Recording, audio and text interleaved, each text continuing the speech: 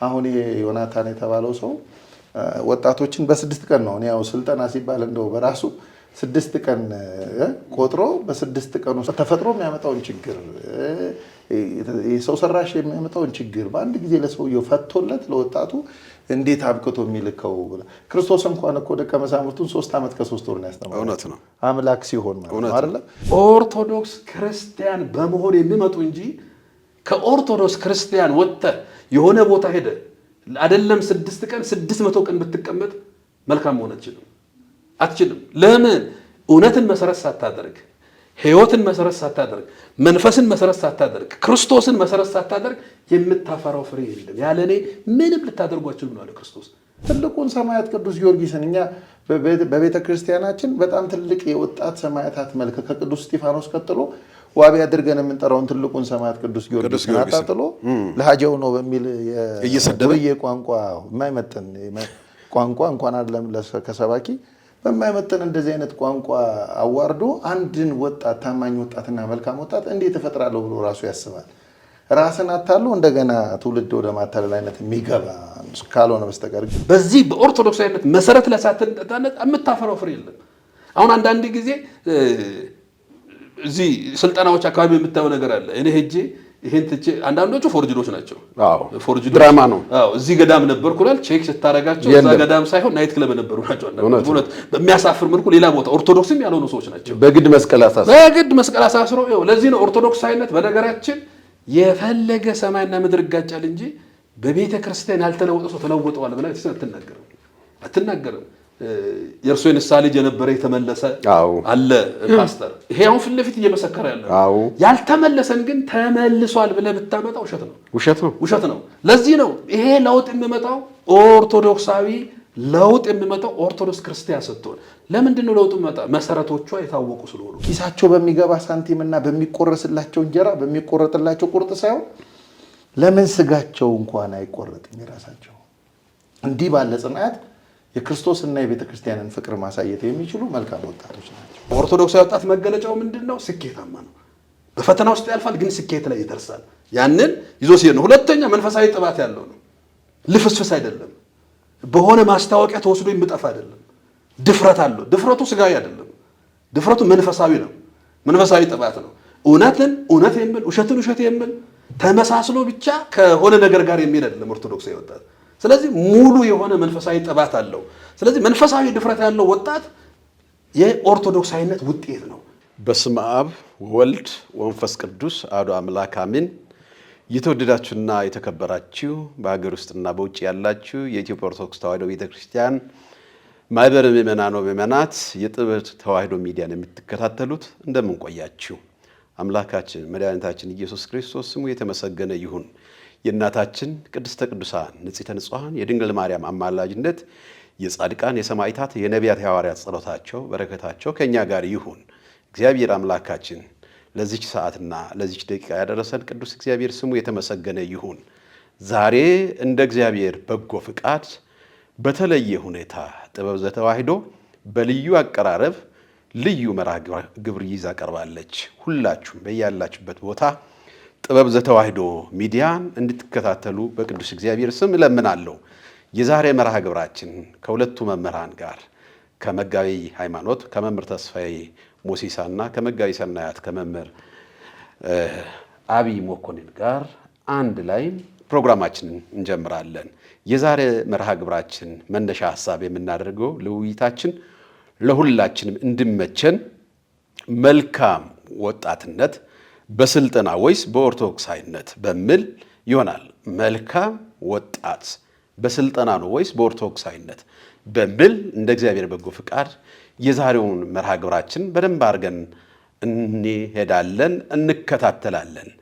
በአሁኑ ሰዓት በአንዳንድ ሚዲያዎች ላይ በአንዳንድ ቦታዎች ላይ ስንሰማ መልካም ወጣት እያሉ የሚያወሩትና መልካም ወጣት እያሉ ክፉ ስራ የሚሰሩ ሰዎች ከዚሁ ለማህበረ ምእመናን መልካም የሆነውን ወጣት በምን አይነት መልክ እንደሚገኝ እናያለን።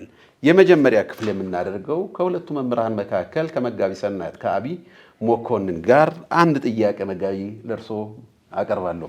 እንደምን ቆዩ? እግዚአብሔር ይመስገን። አንድ ጥያቄ አለ። ኦርቶዶክሳዊነት ምንድን ነው? ኦርቶዶክሳዊነት ምንድን ነው? የኦርቶዶክሳዊነት መገለጫዎችስ ምንድን ናቸው? መምህር። እሺ፣ እግዚአብሔር ይስጥልን። በመላው ዓለም ያላችሁ የጥበብ ዘተዋሕዶ ሚዲያ ቤተሰቦቻችን እንደምን ሰነበታችሁ? እንግዲህ መምህራችን መልአከ ምሕረት መምህር አስራት እንዳነሱት ዛሬ መነሻ ያደረግንበትን ርዕስ ተናግረዋል። እንግዲህ መልካም ወጣት በሚል ርዕስ በሶሻል ሚዲያው በተለያዩ ሚኒስትሪሚንግ ሚዲያም ላይ እየዞረ ያለውን ሀሳብ ሰምታችኋል። እንግዲህ ምንድን ነው መልካም ወጣት ምለውን ለማየት እንግዲህ እንደ መነሻ ያነሱልን ጥያቄ አለ። ኦርቶዶክሳዊነት ምንድን ነው? የኦርቶዶክሳዊነት መገለጫዎችስ ምንድን ናቸው? የሚለውን አንስተዋል። እንግዲህ ወጣቶችም በተለይ በመላው ኢትዮጵያ ኦርቶዶክስ ተዋሕዶ ቤተክርስቲያን ውስጥ ያላችሁ ወጣቶች ማንኛውንም ነገር ከመሳተፋችን በፊት ኦርቶዶክሳዊነት ምንድን ነው? ምንድን ነው መሰረቱ? መገለጫዎቹስ ምንድን ነው የሚለውን ነገር ማወቅ ያስፈልጋል። እንግዲህ እንደምታውቁት ኦርቶዶክስ የግሪክ ቃል ነው፣ ሁላችንም የምናውቀው ነው። ድምር ነው። ኦርቶና ዶክስ ወይም ዶክሳ የሚል ነው። እንግዲህ ኦርቶዶክስ ማለት እውነተኛ አስተምሮ፣ እውነተኛ አምልኮ ማለት ነው። እንግዲህ ይሄን ስም እንግዲህ አሁን ጊዜውም መንፈስ ቅዱስን ሐዋርያት የተቀበሉበት ጊዜ ነው። የቤተ ክርስቲያንን የልደት ቀን እያሰብን ያለንበት ጊዜ ነው። እንግዲህ ደቀ መዛሙርት ተብሎ የሚጠሩት በአንጾኪያ ክርስቲያን ከተባሉ በኋላ በቤተ ክርስቲያን አስተምሮ መሰረት እንግዲህ ይሄን ስም አግኝታለች ቤተ ክርስቲያኒቷ። እንግዲህ ኦርቶዶክስ ቅድም እንዳልኳችሁ እውነተኛ አምልኮና እውነተኛ አስተምሮ ነው። እውነተኛ አምልኮና እውነተኛ አስተምሮ ካለ ለዚህ እውነተኛ አስተምሮና እውነተኛ አምልኮ መሰረት ላይ የታነጸ ነገር ሁሉ ወደ ተሻለ ቦታ ወደ ተሻለ መንገድ የሚመራ መሆኑን እናውቃለን። እንግዲህ ኦርቶዶክስ ትርጉሙ ይሄ ከሆነ ምንድነው መገለጫዎቹ የሚሉትን ነገሮች ማየት ያስፈልጋል። እንግዲህ የኦርቶዶክስ ወይም የኦርቶዶክስ መገለጫዎች የሚባሉት ብዙ ናቸው። ከዛ ውስጥ የተወሰኑትን ለማየት ያህል አንደኛ ኦርቶዶክስ ወይም ኦርቶዶክሳዊነት አንዱና ትልቁ መገለጫው እውነትን መሰረት ያደረገ ነው። እንግዲህ የኦርቶዶክስ ትልቁ መገለጫ እውነትን በኦርቶዶክስ ዘንድ ወይም በኦርቶዶክሳዊ ተዋሕዶ ቤተክርስቲያን ዘንድ ከእውነት ውጪ ሌላ ቦታ ያለው ነገር የለም። ምንድነው እውነት ስንል እውነት ራሱ ክርስቶስ ነው። አስተምሯ እውነት ነው። አምልኳ እውነት ነው። ሕይወቷም ደግሞ ወደ እውነት የሚመራ ነው። ቅዱስ ጳውሎስ ይህንን በመጽሐፍ ቅዱስ ላይ ነግሮናል። በዚህ በአንደኛ ቆሮንቶስ መልእክቱ በአንደኛ ጢሞቴዎስ መልእክቱ ምዕራፍ 3 ቁጥር 15 ላይ ጢሞቴዎስ 3:15 ላይ ቢዘገይም ግን በእግዚአብሔር ቤት መኖር እንዴት እንደሚገባ ታውቅ ዘንድ እጽፍልሃለሁ። ቤቱም የእውነት አምድና መሰረት የሕያው እግዚአብሔር ቤተክርስቲያን ነው። ቤቱ የእውነት አምድና መሰረት የሕያው እግዚአብሔር ቤተክርስቲያን። ስለዚህ በዚች ቤተክርስቲያን ውስጥ በኦርቶዶክሳዊ ክርስቲያን ውስጥ የሚኖር ሰው መሰረቱ እውነት ነው። እውነት ነው። ስለዚህ እውነት ላይ የተመሰረተ ወጣት ወይም ደግሞ እውነት ላይ የተመሰረተ ክርስቲያን ወይም በዚህ ቤተክርስቲያን ውስጥ ያለው ሁሉ መገለጫው እውነት ነው። እንግዲህ ይሄ እውነት ለአገልጋዮቿ ብቻ ሳይሆን ለሁሉም ምዕመናኖቿ ሁሉ የሚሰራ ስለሆነ አንዱና የመጀመሪያው የኦርቶዶክሳዊነት መገለጫ እውነት ነው። ስለዚህ እውነት ነው ስንል ወደ እውነት የሚመራ እውነትን የሚያሳይ ከእውነተኛው እግዚአብሔር ጋር የሚያገናኝ ይሄንን ይዞ የተጓዘ ሁሉ መጨረሻ ላይ ወደ እውነተኛው አምላክ ወደ እግዚአብሔር መንግስት የሚገባ ነው ለማለት ነው። ሁለተኛው የኦርቶዶክሳዊነት መገለጫ እንግዲህ ኦርቶዶክሳዊነት መንፈስም ሕይወትም ነው። ብዙ ጊዜ ሰውን ስናይ ሰው የሶስት ነገር ድምር ውጤት ነው። የሶስት ነገር ድምር ውጤት ስንል የስጋ የነፍስና የመንፈስ ድምር ውጤት ነው። በስጋ ብቻ አይደለም ሰው የሚኖረው፣ በነፍስም ብቻ አይደለም፣ በመንፈስም ብቻ አይደለም። ሶስቱን ድምር የሚያደርገው ደግሞ ይሄ የኦርቶዶክሳዊነት መገለጫ ውስጥ ስናይ ሰው ስጋም አለው። በስጋዊ ሕይወቱ የሚኖረው ኑሮ አለ። በስጋ ማደግ ቤተክርስቲያን አትከለክልም። በስጋ ከፍ ማድረግ ስጋውን ከእግዚአብሔር ጋር በማይጣላ መልኩ በስጋዊ ሕይወት መኖር አትከለክልም። አንድ ሰው ወዛደርም ይሁን ወታደርም ይሁን ሰርቶ አደር የሆነ ብዙ ነገሮች ሊሆኑ ይችላል። ባለስልጣን ሊሆን ይችላል፣ ተራ ሰው ሊሆን ይችላል፣ ብዙ ነገር ሊሆን ይችላል። ይሄ በስጋ ሕይወቱ ላይ ማደግ እንዳለበት ቤተክርስቲያኒቱ አትከለክልም። ሁለተኛ ነፍስ ነው። ነፍስን በዚህ አውድ ስናየው ለባዊ የምንለው ማለት ነው። ይሄ እውቀት ስጋዊውን በደንብ አድርጎ በእውቀት ስጋዊው ማደግ ይችላል። ሰው ሰኩላሩን ዓለም ነፍሱን በማይጎዳ መልኩ መማር ይችላል፣ ዲግሪውን መያዝ ይችላል፣ ከዛም አልፎ ሊሄድ ይችላል፣ በእውቀቱ መምጠቅ ይችላል፣ ሄዋ ላይ ድረስ ሄዶ መመራመር ይችላል። ይህንን ግን በስጋ ብቻ አትልም ቤተክርስቲያን። በስጋ ብቻ አድገህ በቃ አትልም። በነፍስም ብቻ አሁን በምንለው ለባዊ ብቻ አድጎ በቃ አትልም ቤተክርስቲያን። ሶስተኛ ዓለም አለ ትላለች። ይሄ ምንድነው? ነፍስ ነፍስና ስጋን አንድ ላይ ያለው መንፈስ የምንለው ማለት ነው። መንፈስን በምንድነው? በዚህ ኦርቶዶክስ ናት መገለጫው መንፈስ ነው ስንል የስጋንም የነፍስንም ኮንትሮል እያደረገ ሶስተኛ ዓለም አለ። ይሄ መንፈሳዊ ዓለም የምንለው ማለት ነው። ስለዚህ የመንፈሳዊ ኦርቶዶክስ ናት መገለጫው አንዳንድ ጊዜ ምድር ላይ ስለበላ ስለጠጣ ስላለፈል ደስ ስላለ በቃ እሱ ነው ብቻ ኮምፎርታብል ዞን ውስጥ ስላለህ ብቻ ነው በቃ ኑሮ አትልም። ሌላ ዓለም አለ ትላለች ቤተክርስቲያን። ሌላ ህይወት አለ ትላለች። ወደዛኛው ህይወት የሚመራውን ሶስተኛውን ዓለም የምታየው ኦርቶዶክስ ክርስቲያን ስትሆን ነው።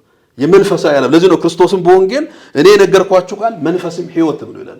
ህይወት በዓለም ላይ የምንኖረው ብቻ አይደለም፣ ሌላ ህይወት አለ። በምድር ላይ ልክ ኖረህ ስትሞት የሚቋረጥ ህይወት የለም፣ የሚቀጥል ህይወት ነው። እዚህ ተጀምሮ እዚህ የሚያልቅ ህይወት የለም። ስለዚህ የኦርቶዶክስነት መገለጫ ሁለተኛው መንፈስ ነው ስንል መንፈሳዊ ዓለም አለ። ስጋንም ነፍስንም ኮንትሮል አድርጎ ወደ ሌላኛው የሚቀጥል ዓለም አለ ነው። ይሄ መገለጫው ነው። ሌላው የኦርቶዶክሳዊነት መገለጫው መሰረቱ ክርስቶስ ነው ብላ ነው የምታስተምረው። ክርስቶስ ላይ የተመሰረተ ነው። የኦርቶዶክሳዊነት መሰረት ክርስቶስ ላይ ነው። ለዚህ ነው ክርስቶስ በወንጌል ያስተማራቸው ነገሮች ሁሉ የህይወት መሪያችን ናቸው።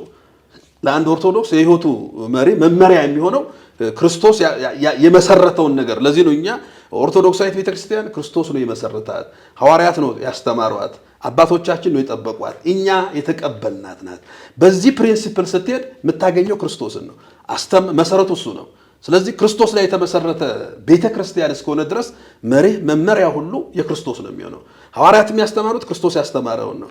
አባቶቻችን የጠበቁት ክርስቶስ ያስተማረውን ነው። ስለዚህ እኛ የተቀበልነው ክርስቶስ ያስተማረውን ነው። ስለዚህ በክርስቶስ ትምህርት ላይ መሰረት ያደረገ ነው ኦርቶዶክሳዊነት ነው የምንለው። ሌላ የኦርቶዶክሳዊነት መገለጫ ኦርቶዶክሳዊነት ሁሉንም ነገር የምናይበት አይን ነው። በተለይ አሁን ቅድም መልአከ ምሕረትም ስታነሳ እንደነበረው በሚዲያው ላይ ያለው ብዙ ነገሮች ሁሉ የእኛን ዘመን ወጣቶች አይን ይፈልጋሉ። ኦርቶዶክሳዊነት አይን ነው። ምክንያቱም አንድ ሰው ክርስቶስን በወንጌል ሲያስተምር ሰው አይኑ ከታመመ መላ ሰውነቱ ይታመማል ይላል። እምነት ሃይማኖት ከታመመብህ ሌላ ነገር ላይ ምንም ነገር ብትሰራ ዋጋ የለውም። ያለ ኦርቶዶክሳዊነት እይታ የምንቀበለው ነገር ሁሉ ውስጣችን ገብቶ በሽታ ነው የሚሆነው። ስለዚህ አይን ነው ስንል ዓለሙን የምናይበት አይን ነው፣ ፍልስፍናውን የምናይበት አይን ነው፣ ፖለቲካውን የምናይበት አይን ነው፣ ይሄ ሳይንሱን የምናይበት አይን ነው። እነዚህ ሁሉ የሚመዘኑት በኦርቶዶክሳዊነት መሰረት ላይ ነው። ሳይንስ የሚጠቅመውን ነው የምትወስደው፣ ሁሉንም ሳይንስ አትወስድም። ምክንያቱም ለእውቀት በሳይንስ ውስጥ ከሃይማኖት ጋር ኮንትራዳክት የሚያደርጉ ነገሮች፣ ለምሳሌ ስፖንታነስ ጀነሬሽን የሚባል ሰው አመጣጡን እኛ እግዚአብሔር ሰውን ባሪያው በምሳሌ ፈጠረ ነው የምንለው። ከዛ ደግሞ ሌሎቹ የሚሉት ዘገምተኛ ለውጥ ነው፣ ከዝንጀሮ መሰል መጣለ። ሳይንስ ውስጥ የምትወስደው ነገር አለ። አሁን የደረስንበት የሳይንስ የቴክኖሎጂውን እድገት ምን ወስዷል፣ ምን ተዋለ፣ እንመዝናለን። ፍልስፍና ውስጥ ምን ወስዷል፣ ምን ተዋለ። ብዙ ርዕዮተ ዓለሞች አሉ ዓለም ላይ። እነዚህን ሁሉ ርዕዮተ ዓለሞች አይተን መዝነን ነው የምንወስደው። ስለዚህ ኦርቶዶክሳዊነት እነዚህን ሁሉ እያየ ነው። ለዚህ ነው የመልካምነት ወደ በኋላ በሰፊው የምናነሳው መልካም ወጣት በኦርቶዶክስነት ነው ወይስ በስልጠና ነው? 2 3 ቀን 4 ቀን ይሆን ስልጠና ወስዶ ነው ሰው ወይ መልካም የሚሆነው ነው? በእነዚህ ኦርቶዶክሳዊነት መሰረቶች ላይ ተመስርቶ ነው የሚለውን ኦርቶዶክሳዊነት እውነት ነው። እውነት መሰረት ያደረገ ኦርቶዶክሳዊነት ህይወት ነው፣ መንፈስ ነው፣ የምትኖረው ህይወት ነው። የምትመራውም ቅድም ባለው በሶስተኛው ይሄ 3 ዳይሜንሽናል ነው ሰው ይባላል። ህይወት ነፍስም ስጋም መንፈስም ነው። ነፍስና ስጋ ብቻ መንፈስን ትተን መንፈሳዊውን ዓለም ትተን ብቻ ነው የምንኖረው አይደለም። ከዛ ቀጥለን ደግሞ ይሄ ክርስቶስን መሰረት አድርገን ነው። መጨረሻው ደግሞ አይን ነው፣ አታያችን ነው፣ ዓለምን የምናይበት እነዚህ ነገሮችን ሁሉ የምናይበት አይን ነው። ስለዚህ ይሄንን መሰረት ካደረግን እንግዲህ የኦርቶዶክሳዊነት መገለጫዎች ኦርቶዶክስ እውነተኛ አስተምሮ ማለት ነው። እውነተኛ አምልኮ ማለት ነው። ሰው እውነተኛ አስተምሮና እውነተኛ አምልኮ ላይ መሰረት ካደረገ መዳረሻው የእግዚአብሔር መንግስት ስለሚሆን በመሃል ያሉት ነገሮች ሁሉ ብዙ የሚያስቸግሩት ነገሮች ያው ነው። አሁን እነዚህ የምንላቸው መገለጫዎች ሁሉ ወስደው የሚያደርሱት ወደ ራሱ ወደ ባለቤቱ ስለሆኑ መገለጫዎቹ ባጭሩ እነዚህ ናቸው። እንግዲህ መጋቢ ሃይማኖት መምህር ተስፋዬ ሞሲሳ እዚህ ላይ ደግሞ ይጨምርልናል። መጋቢ ሰናያት እጅግ በጣም አመሰግናለሁ። እውነት ለመናገር መልካም ወጣት ኦርቶዶክሳዊነት መልካም ወጣትን ለማወቅ ኦርቶዶክሳዊነትን ማወቅ ያስፈልጋል። ኦርቶዶክሳዊነት የእውነት ወጣት ማለት ነው። ኦርቶዶክሳዊነት ማለት መንገዱ የእውነት ነው። የእውነት መንገድ፣ የፍቅር መንገድ፣ የሰላም መንገድ፣ ወደ እግዚአብሔር ሀገረ እግዚአብሔርን የሚያደርስ መንገድ ማለት ነው። ያንን መልካም ወጣት ማግኘት የምንችለው በኦርቶዶክሳዊ ሕይወት፣ በኦርቶዶክሳዊ አምልኮ፣ በኦርቶዶክሳዊ ቤተ መቅደስ ውስጥ ነው አይደል? እንደ መጋቢ ሰናይ ሰላም የሆነ ወጣት፣ ፍቅር የሆነ ወጣት፣ እውነት የምናገር ወጣት ከዚሁ ነው የሚወጣው። ይሄ ነው እንግዲህ መነሻ አድርገው የተናገሩ። ከዚሁ ጋር አያይዞ መጋቢ ሃይማኖት አንድ ሁለት ጥያቄዎች ለርሶ ከዚህ ከወጣትነት ጋር በተገናኘ ወጣትነት በቤተ ክርስቲያን እንዴት ይታያል? ወጣትነት በቤተ ክርስቲያናችን እንዴት ይታያል? በተጨማሪ መጽሐፍ ቅዱስ ስለ ወጣትነት ምን ይላል? ምን ያስተምራል? ይሄንም ቢያብራርብልን። እሺ፣ አመሰግናለሁ።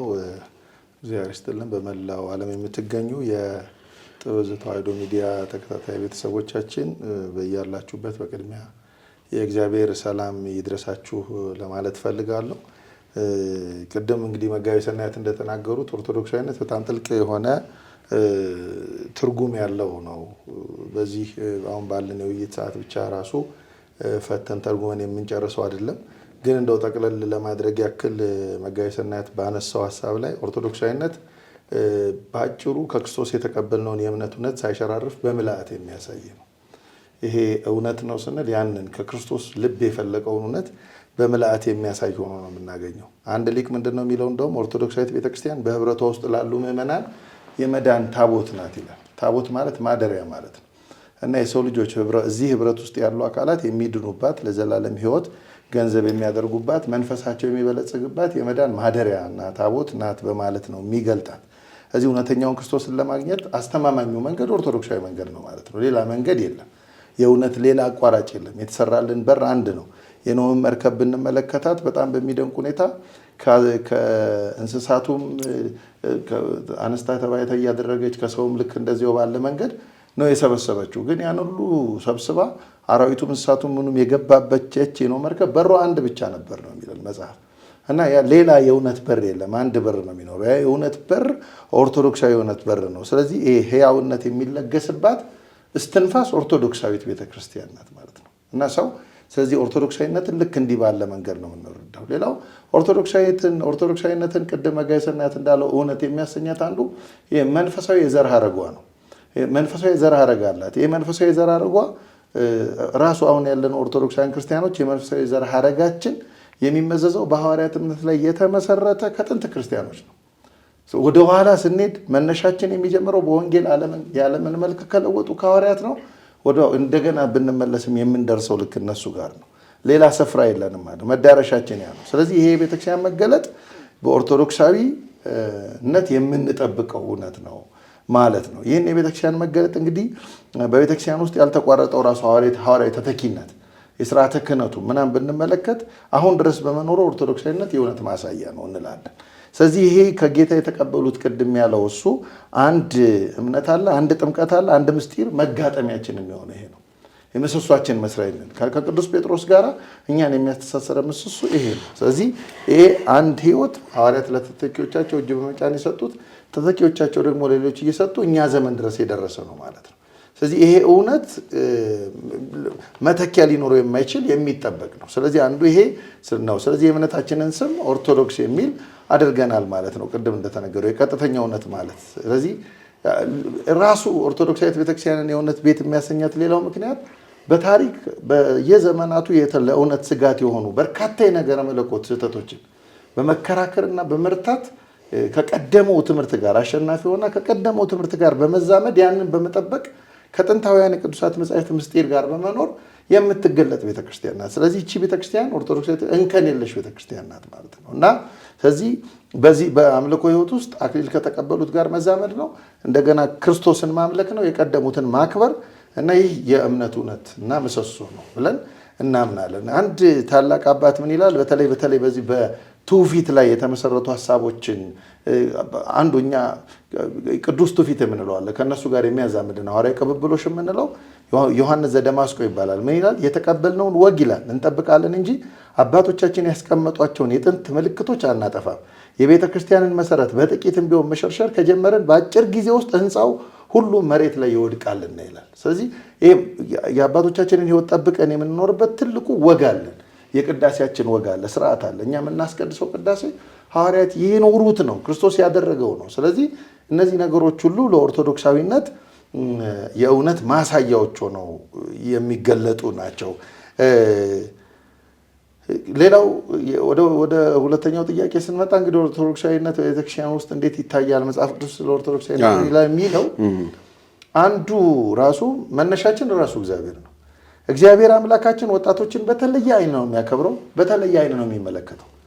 በተለየ አይን የሚያከብረውና የሚመለከተው ደግሞ በማዳላት አይደለም፣ በመራራት ነው። ወጣትነት በራሱ ባዮሎጂካል ቼንጅ የሚደረግበት ሰዓት ስለሆነ እሳታዊ የሆነ ባህሪ በጣም የሚቀጣጠልበት ከባዱ ጊዜ ስለሆነ በተለየ መንገድ ነው የሚመለከተው ወጣትነትን እግዚአብሔር። ስለዚህ እግዚአብሔር አዳምንም ሲፈጥረው የ30 ዓመት ወጣት ጎልማሳ አድርጎ ነው የፈጠረው። ሔዋንንም ሲፈጥራት ለምንድን ነው ያደረገው? እግዚአብሔር ሙሉ ኃይሉን ተጠቅሞ በዚህ ዓለም ውስጥ እንዲሰራ የእግዚአብሔር ፈቃድ ነው። እንደገና ደግሞ በዚህኛው ዓለም በዚያኛው ዓለም ደግሞ የዘላለምን ሕይወት እንዲያገኝ ነው። ቅድም ሁለቱ ነገሮች የሚተባበሩ ናቸው። በዚህ ዓለም ላይ እንዲጠቀምበት ዓለሙን እንዲጠቀምበት ነው እግዚአብሔር የሚፈልገው። እንደገና ቀጣይ ደግሞ በዛኛው ዓለም ለዘላለም እንዲኖር ነው። ስለዚህ እግዚአብሔር በተለየ መንገድ ቤተክርስቲያን እግዚአብሔር በሚያይበት አይን ነው ወጣቶችን የምትመለከተው ማለት ነው። በዚህ በመዝሙረ ዳዊት መዝሙር 102 ቁጥር 5 ላይ ምን ይላል ነብዩ? ሕይወትህን ከጥፋት የሚያድናት በይቅርታውና በምሕረቱ የሚከልልህ ምኞትህን ከበረከቱ የሚያጠግባት ጎልማሳነትህን እንደ ንስር የሚያድሳት እግዚአብሔር ይቅርታ አድራጊ ነው ይላል። እንደ ንስር የሚያድሳት እግዚአብሔር መታደስን፣ እንደውም ለሰው ልጆች እግዚአብሔር እርጅናን አልሰጠም።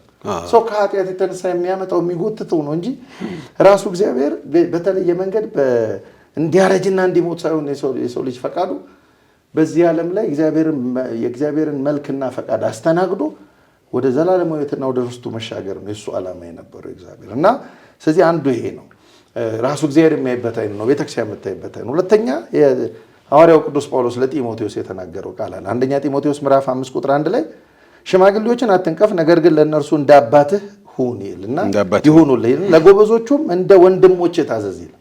ጎበዝ የሚላቸው ወጣቶችን ነው። ስለዚህ ወጣቶችን እንደ ወንድሞች እንዲያያቸው ይመክራል። ማንነታቸውን፣ አስተሳሰባቸውን እንዲያከብር፣ እንዲጠብቅ እና እነዚህ ናቸው። ስለዚህ እግዚአብሔር አይኖች ወጣቶች ላይ ያሉት።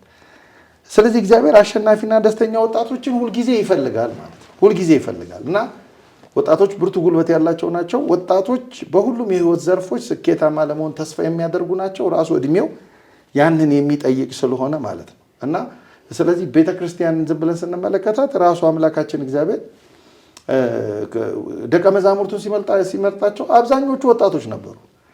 ለቤተ ክርስቲያን ትልቅ ኃላፊነት ያሸከማቸው ወጣቶች ናቸው። ከዮሐንስ ወንጌላዊ ጀምሮ የ20 ዓመት ወጣት ነበር ዮሐንስ ወንጌላዊ። ስለዚህ እነዚህን በትልቁ ለዚህ ነው ቅዱስ ዮሐንስ ራሱ ወንጌላዊው ካረጀ በኋላ የዮሐንስን መልእክት ሲጽፍ ምንድን ነው የሚለው? ጎበዞች ሆይ ክፉን ድል ነስታችሁታልና እጽፍላችኋለሁ ይላል። ጎበዞች የሚላቸው ወጣቶችን ነው። ስለዚህ ክፉን ዓለም፣ ኃጢአትን፣ ክህደትን፣ ሰይጣንን አልፎ ተርፎ ሞትን እንዲቃወሙ የተጠሩ ናቸው ወጣቶች እና መጽሐፍ ቅዱስ የሚመለከታቸው እነዚህ ነው። ስለዚህ ከእግዚአብሔር ጋር ከሆኑ ምንም እና ማን ሊያሸንፋቸው እንደማይችላቸው ጭምር የተገለጠበት ነው። ጥበበኛው ሶሎሞንም ይህን ይገልጣል። ምርጫ ይሰጣል። ለወጣት ልዩ ትኩረት እግዚአብሔር እንዳለው በቅዱሳት መጻሕፍት ውስጥ የምናየው ይህን ነው። ጠቢቡ ሶሎሞን ይላል መጽሐፈ መክብብ ምዕራፍ 11 ቁጥር 9 ላይ አንተ ጎበዝ በጉብዝና ደስ ይበልህ፣ በጉብዝናህም ወራት ልብህን ደስ ይበለው፣ በልብህም መንገድ ዓይኖችህም በሚያዩት ሂድ ይልና ዳሩ ግን ስለዚህ ነገር ሁሉ እግዚአብሔር ወደ ፍርድ እንዲያመጣ እወቅ። ሕፃንነትንና ጉብዝናን አለማወቅም ከንቱ ናቸውና ከልብህ ቁጣን አርቅ፣ ከሰውነትም ክፉ ነገርን አስወግድ ይላል። ስለዚህ ምንድን ነው ወጣትነት ምርጫው የሚበዛ ያየውን ነገር ሁሉ ለመጨበጥ የሚያምር ጊዜ ነው። ስለዚህ እግዚአብሔር በልዩ ዓይን ይመለከተውና ግን ደግሞ የሕይወትን አቅጣጫ መንገድ ያሳየዋል ማለት ነው። ስለዚህ ይሄ ወጣቱን በተለየ መንገድ እንደሚመለከተው እግዚአብሔር መጽሐፍ ቅዱስ ይነግረናል። ቤተ ክርስቲያን እነዚህን ወጣቶች ጠቅለል ባለ ሁኔታ እንዴት ትመለከታላችኋለች ብንል የመጀመሪያው በእውቀት የጎለመሱ ወጣቶች እንዲሆኑ፣ በነገር ሃይማኖት በእምነት እውቀት የጎለመሱ ወጣቶች እንዲሆኑ፣ ይህንን የእግዚአብሔርን እውቀት ለዓለም እንዲያደርሱ የመሮጥ አቅም ያላቸው ናቸው። ይሄን በትንቢት ነቢዩ ኢዩኤል የተናገረው አሁን በተለይ በዚህ ባሳለፍናቸው ጊዜያት በዓለ መንፈስ ቅዱስን እያከበርን አይደለም? ምንድን ነው የሚለው ከኢዩኤል ከነቢዩ ትንቢተ ኢዩኤል ምዕራፍ 2 ላይ ከዚህም በኋላ እንዲህ ይሆናል፣ መንፈሴን በስጋ ለባሽ ሁሉ ላይ አፈሳለሁ፣ ወንዶችና ሴቶች ልጆቻችሁም ትንቢትን ይናገራሉ፣ ሽማግሌዎቻችሁም ሕልምን ያልማሉ፣ ጎበዞቻችሁም ራእይን ያያሉ ይላል። ጎበዞች ወጣቶቻችሁ ራእይን ያያሉ። ይሄ ማለት ነው ብፁዕ ወቅዱስ አቡነ ሺኖዳ አንድ ያሉት ነገር ያለ ወጣት የምትጓዝ ቤተክርስቲያን ራእይ የላትም። ተተኪ ነው የምትሰጠው ነው። ስለዚህ አንዱ ይሄን ማጎልመስ ልክ ሙሴ ኢያሱን እንዳጎለመሰው ሙሴ እኮ አልተሻገረም አይደል? ዮርዳኖስን አልተሻገረም። ስለዚህ ሙሴ ግን ምንድን ነው ያደረገው? ዮርዳኖስን ከሱ ተቀብሎ በኃላፊነት ህዝቡን ከነዓን እንዲያደርስ ኢያሱን ነው ሲያሰለጥነው የነበረው። ስለዚህ ቤተክርስቲያን አንዱ ይሄንን የምትሰራው መዋቅር የቀረጸችው የወጣቶች መዋቅር በተለየ መንገድ ቀርጻ የምትሰራው ይሄንን ነው። ስለዚህ በነገር ሃይማኖት እውቀት ማጎልመስ ማብቃት እና እንዲህ ያለ ማንነት እንዲኖራቸው ማድረግ ነው የቤተክርስቲያን አንዱ። ሌላው በጎነትና መንፈሳዊ ህይወት በወጣቶች ውስጥ እንዲኖር እንዲህ ያለ ያው ህይወት ያላቸውን ወጣቶች በተለየ አይነት ተመለከታለች። ወጣቶችንም ለዚህ የማብቃት ኃላፊነት ቤተክርስቲያን ሁልጊዜ አብሯት አለ። ንጉሥ ዳዊት በወጣትነቱ ያለፈበትን ልምድ አካፍሎናል በመጽሐፉ። በዚህ በመዝሙር 119 ቁጥር 9 ላይ ምንድነው የሚለን? ጎልማሳ መንገዱን በምን ያቀናል እና ቃልህን በመጠበቅ ነው። በፍጹም ልቤ ጠበቅኩ፣ ከትእዛዝህ አታርቀኝ፣ አንተን እንዳልበድል ቃልህን በልቤ ሰወርኩ ይላል እና ዳዊት ያን ጊዜ የወጣትነቱን ዘመን ያለፈበትን። ስለዚህ ቤተክርስቲያን ለወጣቶች ልዩ ትኩረት አድርጋ በቅድስና ተሸልመው በእውቀት ከብረው በበጎነት ማደግ እንዲችሉ በመልካምነት ማደግ እንዲችሉ የቤተክርስቲያን ትልቅ ትኩረትና አቅጣጫ ነው። ይሄንን እግዚአብሔር በራሱ ቤተክርስቲያን ለምን ወጣቶችን እንደ ችግኝ ነው የምታያቸው? ቤተክርስቲያን ችግኝ ለምሳሌ ችግኝ አለ። ቅዱስ ጳውሎስ ምንድነው የሚለን? እኔ ተከልኩ አጵሎስ አጠጣ እግዚአብሔርም ያሳድግ ነበር ይላል አይደል? በጥምቀት የተከለቻቸውን ልጆቿን እንደ ችግኝ ነው የምታያቸው ቤተክርስቲያን። ስለዚህ ጥምቀቱ እንደ ችግኝ ይተክላቸዋል፣ ሜሮኑ ያጸድቃቸዋል፣ ቅዱስ ሥጋውና ክቡር ደሙ ያለመልማቸዋል። የእግዚአብሔር ቃልና ትምህርት ሃይማኖትና መንፈሳዊነታቸው ደግሞ ባለፍሬ ያደርጋቸዋል። ስለዚህ ይህንን እድገት ቤተክርስቲያን ውስጥ የሚመጣ በክርስቶስ ቤተክርስቲያን ውስጥ ባለ በህብረታዊ ህልውና እና በወጣቶቹ ጥረት በእግዚአብሔር መንፈስ ቅዱስ እርዳታ እንዲመጣ እንዲህ ባለ መንገድ የምትመለከታቸው ናቸው። ሶስተኛውና የመጨረሻው ቤተክርስቲያን ወጣቶችን እንደ ህያው ጉልበት ነው የምታያቸው። ጉልበቶቿ ናቸው። የመሻገሪያ ዘመን መሻገሪያ እግዚአብሔር እስከ ዓለም ፍጻሜ ከእናንተ ጋር ነኝ ብሏል። እስከ ዓለም ፍጻሜ ያለውን የምድር ፍጻሜ እስኪመጣ ድረስ የዚህ ዓለም ፍጻሜ እስኪመጣ ድረስ ቤተክርስቲያን የክርስቶስን ፈቃድ እየፈጸመች እያስተናገደች የምትኖር ናት። ይህንን ፈቃድ ለመፈጸም ከምስራቅ እስከ ምዕራብ የምትበርባቸው ክንፎቿ ወጣቶች ናቸው፣ ልጆቿ ናቸው። ስለዚህ ቤተክርስቲያን እነዚህን ወጣቶች ለከንቱ የምትወልድ አይደለችም፣ ለሕያውነት የምትወልድ ናት። ለዚህ ነው በዚህ በሉቃስ ወንጌል ምዕራፍ 7 ቁጥር 14 ላይ ጌታችን አንዲት ሴት ልጅ ሞቶባት አስከሬኑን በቃሬዛ ተሸክመው እሷ እያለቀሰች ሲጓዙ በመንገድ ላይ ያገኛቸውና አዘንላት ይላል። ከዚያ ምንድነው የሚለው? ቀርቦም ቃሬዛውን ያዘ፣ የተሸከሙትም ቆሙ። እርሱም አንተ ጎበዝ ተነስልሃለሁ፣ አንተ ወጣት እያለው ነው። ወጣት ነበር የሞተው። ተነስልሃለሁ አለው። የሞተውም ተነስቶ ተቀመጠ፣ መናገርም ጀመረ። ለእናቱም ሰጣት ነው የሚለው ለመበለቲቱ። ይሄንን ሊቃውን ተርጉሞታል። መበለቲቱ ለቤተ ክርስቲያን ምሳሌ ናት። ይሄ ደግሞ የሞተው ልጅ ጎበዝ የተባለው ወጣትነት በተለያየ ምኞት የሚሳቡበት ጊዜ ስለሆነ ይሄ ሱስ የገደለውን ክህደት የገደለውን ኃጢአት የገደለውን በእግዚአብሔር ቃል እንዲነሳና የቤተ ክርስቲያንን ሕያውነት እንዲያለመልም የቤተ ክርስቲያንን ሕያው ተስፋ ማሳየት እንዲችል በተለየ መንገድ የምትመለከተው ነው ማለት ነው። መጋቢ ሃይማኖት በጣም አመሰግናለሁ። ድንቅ ገለጻ ነው። እኔ አንድ ነገር ማንሳት ፈልጋለሁ። ወጣት እንደ ችግኝ ቤተክርስቲያን ታያለች። እውነት ነው፣ እንደ ችግኝ ነው የምታየው። ወጣቶቹን ገና በ40 እና በ80 ቀኗ ቤተክርስቲያን ትረከባለች። በስመ ክርስትና ትረከብና ታሳድጋለች። ያ ሕፃን የሥላሴ ልጅነት ያገኛል፣ ይታተማል። ስጋውና ደሙ በስጋውና በደሙ ማህተም ይታተምና በቤተ መቅደሱ ያድጋል። የቤተ ክርስቲያን ሽታ ያውቃል። እንዲህ የሆነ ቤተ ክርስቲያን ሐዋርያዊት ቤተ ክርስቲያን ስለሆነች ስራ ሰርታለች። ምንድነው ያ? ለወጣቶች የሚሆን ስራ ሰርታለች ቤተ ክርስቲያን። በአንደኛው ደረጃ የሕፃናት ሰንበት ትምህርት ቤት አለ። ቀጥላ ደግሞ የጎልማሳዎች ሰንበት ትምህርት ቤት አለ። የወጣቶች ሰንበት ትምህርት ቤት እንዲህ ያለች ትልቅ ተቋም ነው ያዘጋጀችው። ይህን ከዚህ ጋር አያይዞ መጋቢ ሰናያት ለእርሱ አንድ ጥያቄ ያቀርባሉ። ምንድን ነው ያ ጥያቄ የሚሆነው? መልካም ኦርቶዶክሳዊ ወጣት መገለጫው ምንድን ናቸው? ይህን አያይዤ ይህ ኦርቶዶክሳዊ ክርስቲያን በመሆን የሚገኙ ናቸው ወይስ በዚሁ በ6 ቀን ስልጠና ወይም የሳምንት ስልጠና ላይ የሚገኝ ነው ወይስ ኦርቶዶክሳዊ መልካም ኦርቶዶክሳዊ ወጣት በመሆን የሚገኝ ነው? ይሄን እስቲ እንዲያው ለይቶ ያሳዩ። እሺ እንግዲህ መጋቢ ሃይማኖት መምህር ተስፋዬ በደንብ አድርገው ስለ ወጣትነት በቤተ ክርስቲያን ገልጸውልናል።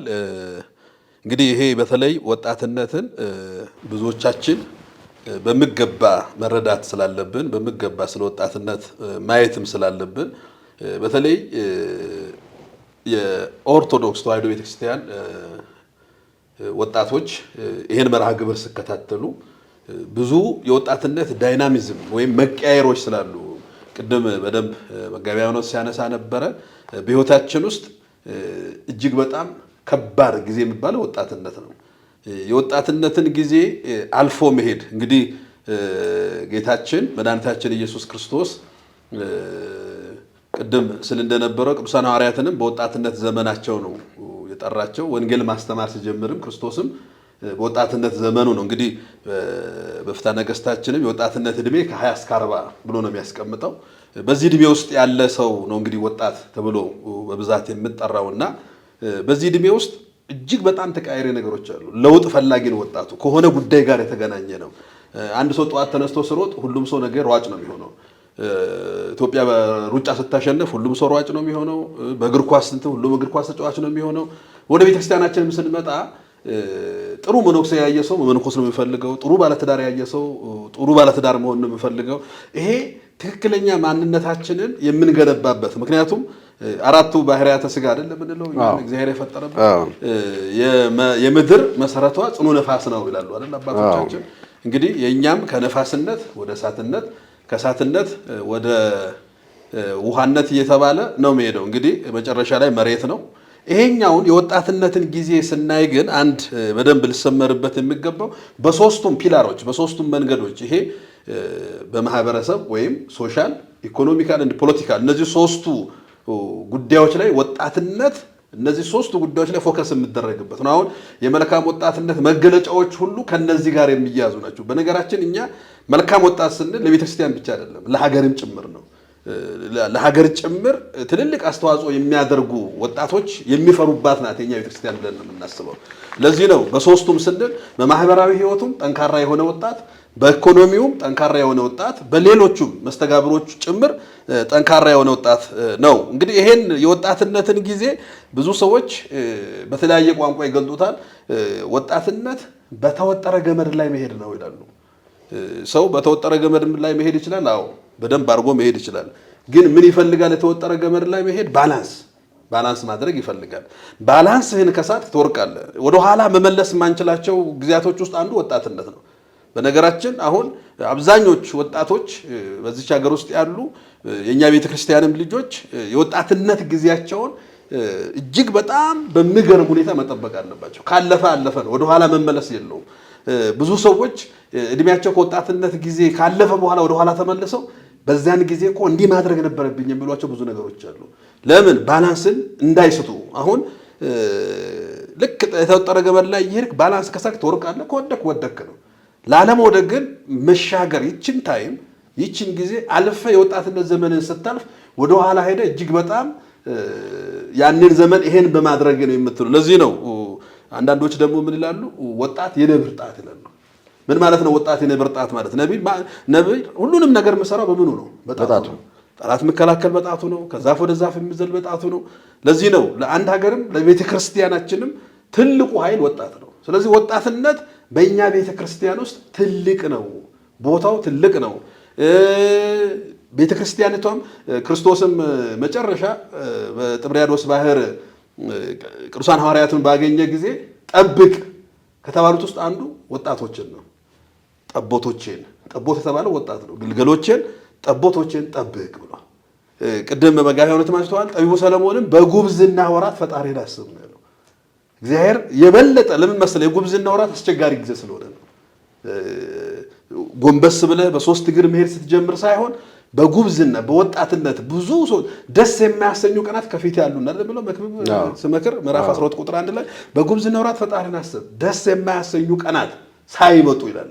ስለዚህ የጉብዝና ወራት በቤተክርስቲያናችን ትልቅ ለዚህ ነው ቅዱስ ጳውሎስም እንግዲህ እንደ ባለ አእምሮ እንጂ አእምሮ እንደሌላቸው አትሆኑ ቀኖቹ ክፎች ናቸውና ዘመኑን ዋጁ ይላል።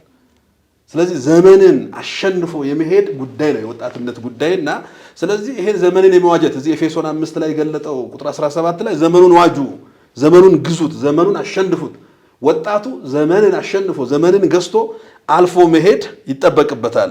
እንግዲህ መጽሐፍ ቅዱሳችንን ቤተክርስቲያናችንን ለወጣት ትልቅ ትኩረት የምትሰጥ ስለሆነ ወጣትነት ላይ እጅግ በጣም በሚገርም ሁኔታ ትኩረት ተሰርቶ ነው እየተሰራ ያለው መሰራትም ያለበት። ይሄን ካልኩ ዘንዳ እንግዲህ ምንድነው ጠባያቱ ኦርቶዶክሳዊ መልካም ኦርቶዶክሳዊ ወጣት ምንድነው የሚመስለው ማሳያዎቹ ምንድናቸው ስንል አንደኛ መልካም ኦርቶዶክሳዊ ወጣት ምንድነውኛ ስኬታማ ወጣት ነው። ማሳያው ስኬቱ ነው። ምንድነው ስኬታማ ስንል ከብዙ ነገሮች አልፎ መጨረሻ ላይ የሚደርስበት ቦታ ግን ሙሉ በሙሉ ስኬቱ ነው። ለዚህ መነሻ የምናደርገው ዮሴፍን ነው። መጽሐፍ ቅዱሳችን ላይ እንደምታውቀው የያዕቆብ ልጆች መካከል አንዱ ዮሴፍ ነው። ብዙ አካላት ጠልተውታል፣ ወንድሞቹ ጠልተውታል፣ ብዙ መከራ ውስጥ አልፈዋል፣ የሰው ቤት ተቀጥሯል፣ እስር ቤት ወርዷል። መጨረሻ ግን ይሄን ሁሉ አልፎ ዮሴፍ የደረሰበት ቦታ የስኬት ቦታ ነው። ስለዚህ ኦርቶዶክሳዊ ወጣት ስትሆን ቅድም ያልናቸው መሰረቶች አሉ። እውነትን መሰረት ስታደርግ፣ መንፈሳዊውን ዓለም መሰረት ስታደርግ፣ አይንህን አስተካከለ ማየት ስትጀምር፣ የህይወትን ጉዞ ስትጓዝ አንተ የምትደርስበት ቦታ ስኬታማ ነው የሚሆነው። ስለዚህ ኦርቶዶክሳዊ ወጣት አንዱ መገለጫው ስኬታማ ነው። የሚያልፍበት መንገድ መከራ አለው። አዎ ስራ ማጣት ሊኖር ይችላል፣ ይኖራል። ግን ያገኛል፣ መልሶ ይሰራል፣ ደክሞ ወጥቶ የሆነ ፈተና ሊገጥመው ይችላል። አዎ ይገጥመዋል። ግን ያን ፈተና አልፎ ነው የሚሄደው። ከዮሴፍ በላይ የተፈተነ ማን አለ?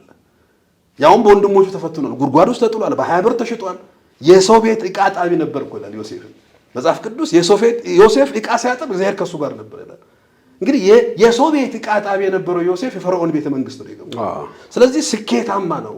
ይሄንን ስኬት ያመጣው ዮሴፍ የአባቶቹ እንደውም በጲጥፋራ ቤት እኮ በእግዚአብሔር ፊት ነው ያለው። እግዚአብሔርን እያመለከ እግዚአብሔርን እየጠራ ቅድም ያለው እኛ አሁን ኦርቶዶክሳዊ መሰረት ያልናቸውን ተከትሎ ስለሄደ ዮሴፍ ስኬት ላይ ደርሷል። ስለዚህ የመጀመሪያው ኦርቶዶክሳዊ ወጣት መገለጫው ምንድነው? ስኬታማ ነው። በፈተና ውስጥ ያልፋል፣ ግን ስኬት ላይ ይደርሳል። ያንን ይዞ ሲሄድ ነው። ሁለተኛ መንፈሳዊ ጥባት ያለው ነው። ልፍስፍስ አይደለም። በሆነ ማስታወቂያ ተወስዶ የሚጠፋ አይደለም። ድፍረት አለው። ድፍረቱ ስጋዊ አይደለም። ድፍረቱ መንፈሳዊ ነው። መንፈሳዊ ጥባት ነው። እውነትን እውነት የሚል ውሸትን ውሸት የሚል ተመሳስሎ ብቻ ከሆነ ነገር ጋር የሚሄድ አይደለም ኦርቶዶክሳዊ ወጣት። ስለዚህ ሙሉ የሆነ መንፈሳዊ ጥባት አለው። ስለዚህ መንፈሳዊ ድፍረት ያለው ወጣት የኦርቶዶክሳዊነት ውጤት ነው። እንዴት ነው ስንል ቅድም ያልናቸው የኦርቶዶክሳዊነት መሰረት አድርገን ካስቀመጥናቸው ነገሮች ውስጥ አንዱ መንፈስ ብለናል። ስለዚህ መንፈሳዊ ጥባት አለው ኦርቶዶክሳዊ ወጣት። ሶስተኛው ኦርቶዶክሳዊ ወጣት ደስተኛ ነው።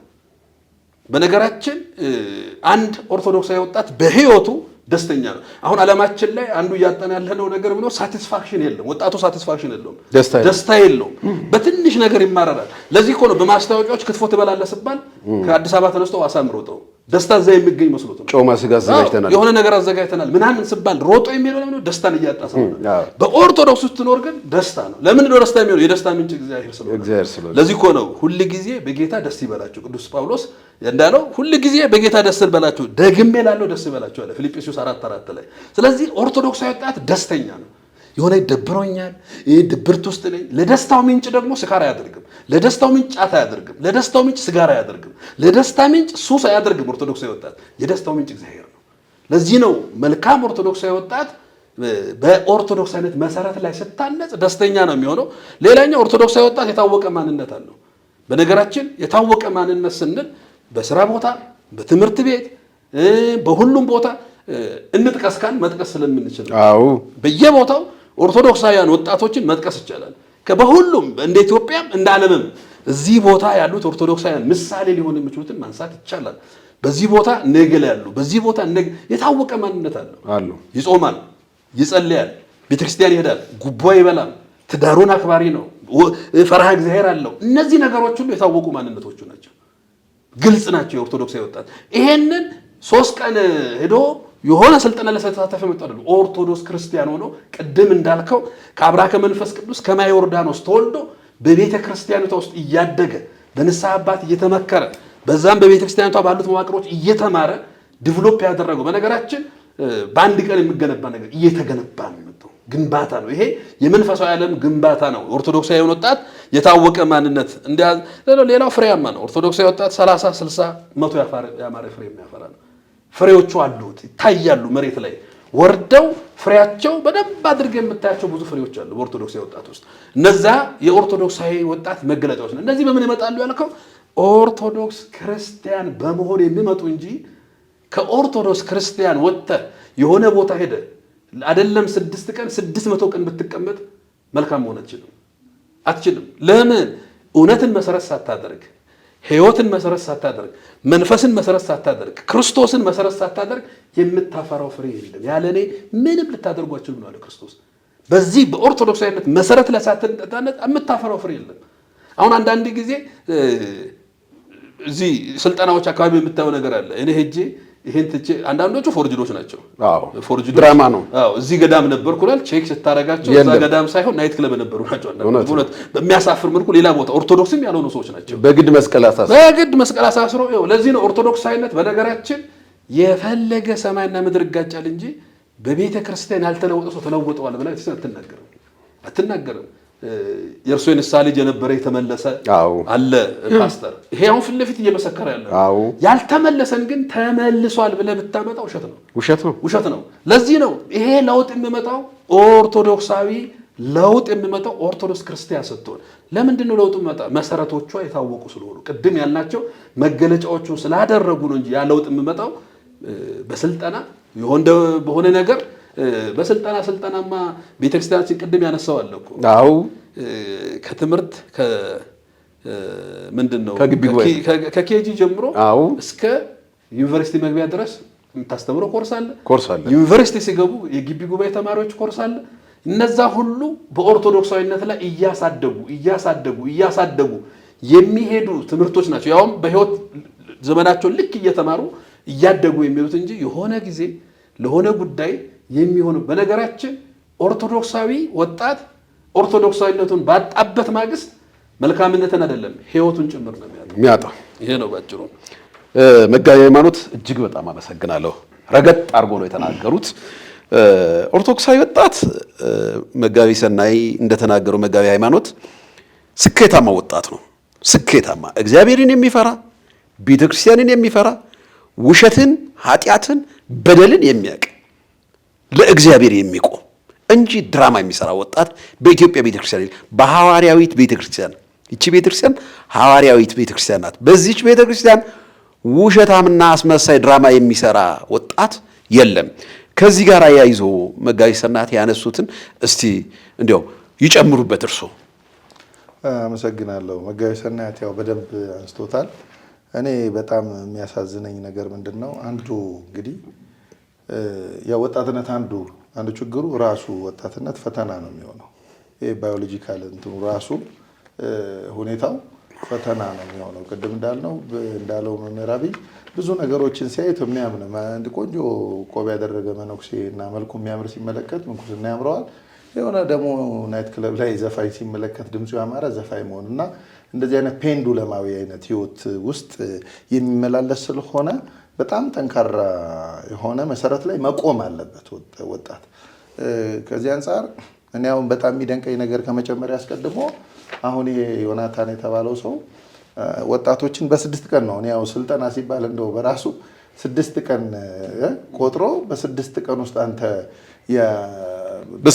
ተፈጥሮ የሚያመጣውን ችግር የሰው ሰራሽ የሚያመጣውን ችግር በአንድ ጊዜ ለሰውየው ፈቶለት ለወጣቱ እንዴት አብቅቶ የሚልከው ክርስቶስ እንኳን እኮ ደቀ መዛሙርቱን 3 ዓመት ከ3 ወር ነው ያስተማረው። እውነት ነው። አምላክ ሲሆን ማለት እና አንዱ እሱ ነው። ሁለተኛ ትልቁን ሰማያት ቅዱስ ጊዮርጊስን እኛ በቤተ ክርስቲያናችን በጣም ትልቅ የወጣት ሰማያታት መልክ ከቅዱስ እስጢፋኖስ ቀጥሎ ዋቢ አድርገን የምንጠራውን ትልቁን ሰማያት ቅዱስ ጊዮርጊስ ቀጥሎ ለሃጀው ነው በሚል እየሰደበ የቋንቋ የማይመጥን ቋንቋ እንኳን አይደለም ከሰባኪ በማይመጥን እንደዚህ አይነት ቋንቋ አዋርዶ አንድን ወጣት ታማኝ ወጣትና መልካም ወጣት እንዴት ተፈጥራለሁ ብሎ ራሱ ያስባል። ራስን አታሉ እንደገና ትውልድ ወደ ማታለል አይነት የሚገባ ካልሆነ በስተቀር ግን ቤተክርስቲያናችን ስለ መልካም ወጣት አንደኛ ራሱኛ ከዚህ ከመዳን ትምህርታቸው ጋር እኮ የሚገናኝ ነው። ምናብ ስለሆነ ህይወታቸው ሁሉን ነገር በጆሮ ሹክ አሜን በል ይሆንልሃል የሚል አይነት እና የራስ ትግል እንዳይኖር የትውልድ መጫወቻና መቀለጃ እንደ ኳስ ነው እያደረጉ የሚገኙት። ቅዱስ ጳውሎስ ግን እንዲህ ይላል ልጁ ጢሞቴዎስን ሲመክረው ነው። እዚህ ላይ ብቻ ትንሽ ነገር ነጥብ ባኖር ብዬ ነው። ሁለተኛ ጢሞቴዎስ ምዕራፍ 2 ቁጥር 20 ላይ ከዛ ከፍ ብሎ ቁጥር 19 ጀምሮ ምን ይላል? ጌታ ለእርሱ የሆኑትን ያውቃል፣ ደግሞም የጌታን ስም የሚጠራ ሁሉ ከአመፅ ይራቅ የሚለው ማህተም ያለበት የተደላደለ የእግዚአብሔር መሰረት ቆመዋል ይልና በትልቅም ቤት የእንጨትና የሸክላ ዕቃ ደግሞ አለ እንጂ የወርቅና የብር ዕቃ ብቻ አይደለም አለ። እኩሌቶቹ ለክብር እኩሌቶቹ ለውርደት ይሆናሉ አለ። በትልቅ ቤት ውስጥ ነው የሚለው። አሁን ዝም ለምሳሌ ቤተ መንግስት እኮ ብትገባ እንግዳ መቀበያ ሳሎን አለ አይደለም? ወደ ኪችን ደግሞ ዞር ስትል ሳሎን ላታቀርበው የምትችለው ዕቃ አለ። ቤተ መንግስት ስለሆነ ብቻ ሁሉ ዕቃ የወርቅ ይሆናል አትልም። ባለጸጋን ቤት ብትገባ ልክ እንደዚሁ እና በወጣቶች ህይወት ውስጥ የሚነግረን ነው እና እኩሌቶቹ ለክብር እኩሌቶቹ ለውርደት ይሆናሉ ይልና ከዚያም ይላል እንግዲህ ማንም ራሱን ከዚህ ቢያነጻ ለክብር የሚሆን የተቀደሰ ለጌታውም የሚጠቅም ለበጎ ስራ ሁሉ የተዘጋጀ ዕቃ ይሆናል ነው የሚለው። ከዚያ ከክፉ የጎልማሳነት ምኞት ግን ሽሽ፣ በንጹህ ልብ ጌታን ከሚጠሩ ጋር ጽድቅን፣ እምነትን፣ ፍቅርን፣ ሰላምን አጥብቀህ ተከተል። ሶስት ነገሮች ይሰጠዋል። ምክር ነው የሚሰጠው የክብር ዕቃ እንዲሆን። መልካም ዕቃ ማለት እኮ የከበረ ማለት ነው አይደለ? መልካም የተባለው እኮ እግዚአብሔር ነው አይደል? እግዚአብሔር መልካም ነው፣ በመከራም ቀን መሸሸጊያ ነው ይላል። መልካም ማለት እኮ እግዚአብሔርን መምሰል ማለት እኮ ነው መልካምነት ማለት። ስለዚህ እግዚአብሔርን ለመምሰል ቢያንስ ሶስቱ ነገሮች ወሳኝ ናቸው። ጽድቅ ይፈልጋል፣ እምነት ይፈልጋል፣ ፍቅር ይፈልጋል። ተመልከት። ከዛ ደግሞ ሰላም ይፈልጋል፣ የውሳጣዊ ሰላም እና ከሌሎች ጋር ሰላም። እነዚህን ሁሉ ማሟላት ይፈልጋል። እነዚህን ከዚህ አንተ ከጎልማሳነት ምኞት ሸሽ ማለት ወጣትነት ከሚያሰቃይ ጉዳይ ሸሽ ነው የሚለው። ስለዚህ በኦርቶዶክሳዊት ቤተክርስቲያን ውስጥ መልካም ወጣት ማለት በራሱ ለእምነቱ የሚቆም ነው፣ የሚጋደል ነው። ራሱ ጢሞቴዎስ ምን አለ? መልካሙን የእምነት ገድል ተጋደል ነው አይደል የሚለው። በጣም የሚደንቀው ገድሉን ጦርነቱን መልካም ነው የሚለው። የትኛው ጦርነት ነው መልካም? አሁን አይደል የጦርነት መልካም አለ? ጦርነት እኮ ደም ያፈሳል፣ ቤት ያፈርሳል፣ ንብረት ያውድማል፣ ትውልድ ያሰድዳል፣ ሕፃናትን ወላጅ አልባ ያደርጋል። ይህንን ጦርነት ግን ምንድነው የሚለው ቅዱስ ጳውሎስ? መልካም ጦርነት ነው የሚለው። ለምንድነው መልካም ያለው? ቢያንስ ሶስት ነገሮች ያመጣል። አንዱ ይሄ ወጣት በኦርቶዶክሳዊ ሕይወት ውስጥ ሆኖ የሚታገለው 100% ከተሸነፈ ጠላት ጋር ነው፣ ከዲያብሎስ ጋር፣ በመስቀል ከተሸነፈ ጠላት፣ ድል ከተነሳ ጠላት ጋር ነው። ሁለተኛው ደግሞ የሚታገለው ድል ካደረገለት ከክርስቶስ ጋር ሆኖ ነው። አይ እግዚአብሔር ከኛ ጋር ከሆነ ማን ይቃወመናል አይደል የሚለው መጽሐፍ አብሮቱን። ሶስተኛው ከድል በኋላ የሚቀበለው አክሊል አለ ነው። ስለዚህ አንድ ኦርቶዶክሳዊ ወጣት መልካም ሊሆን የሚችለው አባቶቻችን በተጓዙበት የተጋድሎ መንገድ ታምኖ መጓዝ የሚችል፣ በጊዜያዊ ሁኔታዎች እምነቱን መደለል የማይደልል ሚዛን ላይ የማያስቀምጥ፣ ሊርበው ይችላል፣ ሊጠማው ይችላል፣ ቅድም ሊቸገር ይችላል፣ ወጥቶ ወርዶ በዚህ ዓለም ላይ ላይሞላለት ይችላል። እነዚህ ሁሉ ነገሮች ሲመጡ መጠበቅ የሚችል አንድ ነገር ጨምሮ ይላብቃ። ቶማስ ዘመራስ የሚባል የቤተክርስቲያን ታላቅ አባት ቤተክርስቲያን ህዳር 9 ነው በዓሉን የምታከብርለት። በጣም ይዳይ ስንክሳሩ ላይ እናገኘዋለን ታሪኩን። አርዮሳውያን በሰለጠኑበት ዘመን ይኖር የነበረ ነው። አርዮሳውያን ደግሞ ክህደቱን በጣም ወጣቶችን የሚያታልሉት በዜማ ነው። የአርዮስ ደቀ መዛሙርት ጠዋት ቆንጆ ዜማ በግጥም ይሰሩና ውሃ ሊቀዱ ወንዝ የሚወርዱ ልጃገረዶችን በዜማ ያንን ነው ሪፍሬሽ ባደረገ አይምሮ ላይ ያትሙታል። ያንን ያሰሙትና ያን እያቀነቀኑ ይሄዳሉ እና ብዙ ከክርስትና እየጎረፈ ሲሄድ አርዮሳውያን መጡና ምን አሉት? ቶማስ ብዙዎች ወደ እኛ እየገቡ ነው፣ ስለዚህ አንተን ብቻህን ሳትቀር ቶሎ ተቀላቀለን አሉት። እሱ ምን አለ? እኔ ብቻዬን ቀርቻለሁ ብዬ የቀጠነችውን እውነት አብሬያቸው አልበጠስም። እውነት በቀራኔው ብቻውን ነበረ፣ እውነት ተነስቷል፣ ከዚህ እውነት ጋር እነሳለሁ አለ። ይህን ሲል ምን አደረጉት? አንድ ቀን አንድ ጣቱን ቆረጡት። አንድ ቀን አንድ ጣቱን ቀስ እያሉ እየቆረጡ አንድ ጊዜ እኮ ማጣት አለ እየቆረጡ ቀስ እያሉ እጆቹን ጨርሰው አንዱ ጥዝጣዜ ሳይተው አንዱን እያደረጉ ከእግሩ ልንጀምሩ ሙሉ እግሩን አሰጡት። ሙሉ እግሩን። ከዚያ የአሪዎስ ጉባኤ ክህደት ሁለተኛ ጊዜ በሎካል ጉባኤ ሊወገዝ ሲሰበሰቡ ሊቃውንት ይህን ታላቅ ጀግና ጥሩታሉ። እና እነሱ ወደ ተሰበሰቡበት ሀገር እሱ ካለበት ሀገር ለመሄድ ደግሞ ትራንስፖርት ያስፈልጋል። ያን ጊዜ ትራንስፖርት ደግሞ የለም፣ ፈረስ እና በቅሎ ነው። አውሮፕላን የለ፣ መኪና የለ። ፈረስና በቅሎ ላይ ለመጫን ደግሞ ጭንና ጭን ያስፈልጋል። ጭንና ጭኑን መናፍቃን ወስደውበታል። በቅርጫት ነው ደቀ መዛሙርቱ ይዘው ሄዱ። በቅርጫት ከሄደ በኋላ እዚያ ምን አለ? እኔ ምላሴን እስኪቆርጡት ድረስ ወልደ ዋሕድ ብዬ እሞታለሁ። ስለዚህ የኦርቶዶክሳውያን መልካም ወጣቶች እንዲህ ያሉ አባቶቻቸው ልጆች ናቸው። ኪሳቸው በሚገባ ሳንቲምና በሚቆረስላቸው እንጀራ በሚቆረጥላቸው ቁርጥ ሳይሆን ለምን ስጋቸው እንኳን አይቆረጥም የራሳቸው። እንዲህ ባለ ጽናት የክርስቶስና የቤተ ክርስቲያንን ፍቅር ማሳየት የሚችሉ መልካም ወጣቶች ናቸው። ድንቅ ነው። መጋቤ ሃይማኖት እጅግ በጣም አመሰግናለሁ። ሁለቱን መምህራን ይህን ጥበብ ዘተዋሕዶ ሚዲያ የምትከታተሉ ማህበረ ምዕመናን በሀገር ውስጥም በውጭም ያላችሁ ሁለት መልእክት እናገራለሁ። አንደኛው ብፁዕ አባታችን አቡነ ጎርጎርዮስ የተናገሩት ነገር አለ ለምዕመናን። አባቶች ሆይ ልጆቻችሁን ወደ ቤተ ክርስቲያን ይዛችሁ ሂዱ። ቤተ ክርስቲያን ስትወስዱ የእናንተ ካህን ማን እንደሆነ፣ ቤተ ክርስቲያን አገልግሎት እንዴት እንደሆነ ልጆቻችሁ ይማራሉ ይላሉ።